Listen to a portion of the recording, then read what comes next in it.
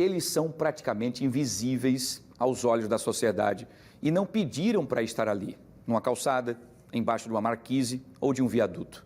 Muitos deles cresceram nas ruas e não sabem o que é ter um teto sobre a cabeça na hora de dormir.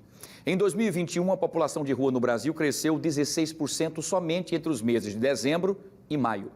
Os números são do Observatório Brasileiro de Políticas Públicas com a População em Situação de Rua da Universidade Federal de Minas Gerais e refletem a falta de compromisso do poder público com as camadas mais pobres da sociedade. Então, se você é daqueles que desvia o olhar ou muda de calçada quando vê um morador em situação de rua, saiba que você também é responsável por ele. Acompanhe os detalhes na reportagem especial de Maria Maciel e Wellington Soares. Vamos ver. Na rua nós não existe. Você não tem aquele valor como ser humano. Pessoas que têm uma história de violação, uma história de violência. Centenas de pessoas vivem em situação de rua no estado. A capital, Maceió, concentra o maior número. São homens, mulheres e crianças expostos à miséria humana. A gente fala uma pessoa, em tamanha situação de vulnerabilidade, que está morando na rua, em regra, ela tem todos os direitos violados. Todos. A gente diz, não está na rua, então é direito à habitação. Dificilmente uma pessoa que está na rua tem direito a lazer, tem direito à alimentação, tem direito à saúde. Na rua, o papelão substitui o cobertor na hora de dormir. Os pés descalços e encardidos são sua única identificação. A história de muitos é carregada dentro de uma mochila velha ou mesmo saco. Gente que não tem o mínimo e busca no lixo o alimento para matar a fome. No dia a dia, a população de rua muitas vezes passa despercebida. É invisível aos olhos da sociedade. Mas quando essas pessoas começam a ocupar praças, calçadas de prédios e estabelecimentos comerciais, elas ganham existência, geram um desconforto, passam a incomodar. E aí, são vistas como um problema. O mais grave, na minha opinião, é o julgamento que se faz. É como se as pessoas estivessem em situação de rua porque são preguiçosas, isso a gente ouve, tá? Eu estou repetindo histórias que a gente ouve. Então, porque são preguiçosas, porque não querem trabalhar, porque eu ofereço um trabalho, mas não quer. Sem nenhum interesse em conhecer a história daquela pessoa que fez chegar aquela pessoa até ali. Como é que você quer que uma criança que viveu com violências absurdas, porque se imagine hoje 2 dias em situação de rua, tendo que dormir e acordar na rua e sem nenhum acesso, nenhum acesso a nenhum dinheiro ou qualquer coisa que não dependesse da solidariedade do outro.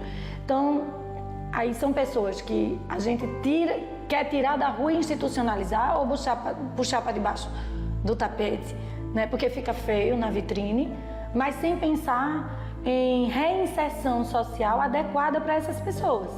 O José viveu muitos anos morando nas ruas. Hoje tem um barraco para descansar o corpo, mas a situação de vulnerabilidade social persiste. Ele e a companheira passam o dia catando latinha nas ruas para vender e assim sobreviver. A vida só não está pior porque a solidariedade existe. A pessoa quando passa, fala bom dia com o pessoal morador de rua, bom dia, aquele que está dando valor a você. Aquele que passa à tarde, boa tarde, está dando boa vontade a você. Agora aquele que passa por você encontra a cara, aquele não está dando valor. Porque sabe que é morador de rua, não está dando valor. Nada a ver. E se sente incomodado. É verdade. Um levantamento feito pela Secretaria Municipal de Assistência Social de Maceió aponta que 70,9% dessa população de rua vive da mendicância. São poucos os que têm uma ocupação. A maioria sabe ler e escrever. Os homens e mulheres são em quase a mesma quantidade. E 49% deles não têm onde morar. Muitos recebem benefícios sociais e mais de 60% faz uso de alguma substância química. Não há como saber o número exato de pessoas que vivem em situação de rua, porque o cenário muda a cada dia. O José Guilherme está de banho tomado e sem consumir nenhuma droga, mas não sabe por quanto tempo.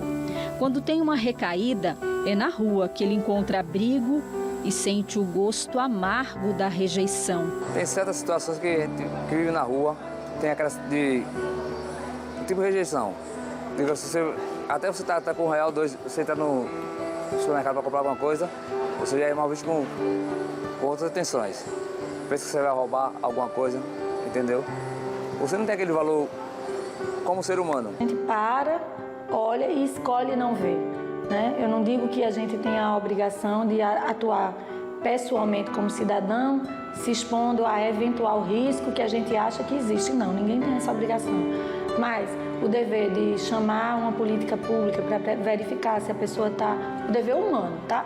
O dever como solidariedade. Então, de olhar para o outro e enxergar o outro como meu irmão, né? Seu Josenildo não gosta de olhar para o passado, mas não dá para esquecer.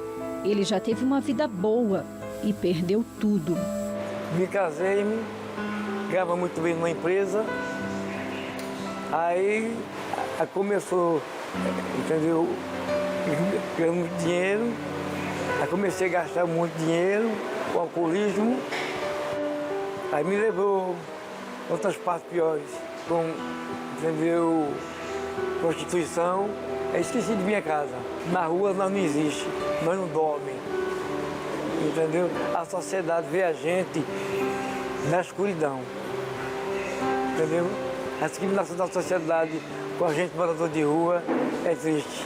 A Casa São Vicente de Paulo, no bairro de Jaraguá, acolhe inúmeras pessoas como o seu Josenildo. Chega aqui sem documentação, sem roupas, praticamente sem nada, só com a roupa que tem no couro, né? Então, nós quem vamos atrás das roupas, nós quem vamos atrás da doação, porque só a ajuda do poder público não é suficiente. De um lado, o acolhimento, do outro, a assistência médica por meio do consultório na rua, que oferece atendimento médico para quem precisa. Existem locais, né, há pontos que a gente já mapeou, que a gente sabe onde se encontra a maioria desses usuários. E também existe uma busca ativa quando a gente recebe alguma demanda via secretaria, né? Aí a gente vai em busca desse usuário. Então a gente oferta teste rápido, procedimentos de saúde em geral, encaminhamentos para o clínico, encaminhamentos para exames, citologia, os mesmos atendimentos que a gente encontra no unidade básica. As políticas públicas existem, mas é preciso avançar e enxergar esse público com um outro olhar. O Ministério Público Estadual tem sido atuante na fiscalização e também nas ações para garantir os direitos dessa população. Que a gente também, como instituição, deixe de dar esse aspecto de invisibilidade a essas pessoas em situação de rua e, mais grave ainda, a situação de insegurança alimentar em que o país está. A promotora Alexandra é coordenadora de um grupo de trabalho do Conselho Nacional do Ministério Público, que discute questões voltadas à segurança alimentar e defesa dos direitos das pessoas em situação de rua. Cada ramo e cada órgão do Ministério Público, a partir de sua especificidade, vai ter um olhar diferente. E esse olhar ele vai ser orientado pelo Conselho Nacional do Ministério Público, que o papel é esse mesmo, orientar e acompanhar o nosso trabalho, né? Para que a gente possa devolver o trabalho com qualidade à população, que essa é a nossa obrigação. Para quem vive nas ruas, não há muitas perspectivas. A solidariedade ajuda a matar a fome, mas é necessário também alimentar a esperança que muitos já perderam. Não tem como mais. O que é que eu espero do futuro? Eu não posso dizer, ganhar na loteria, porque se eu ganhar, vai ficar tudo em droga. É só... Você espera ter uma vida melhor? O que você pensa? Tá na mão de Deus.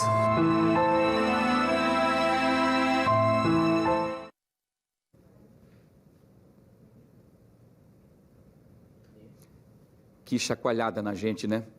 Pra gente, os invisíveis sociais, importantíssimo. Uma matéria muito bonita, parabéns.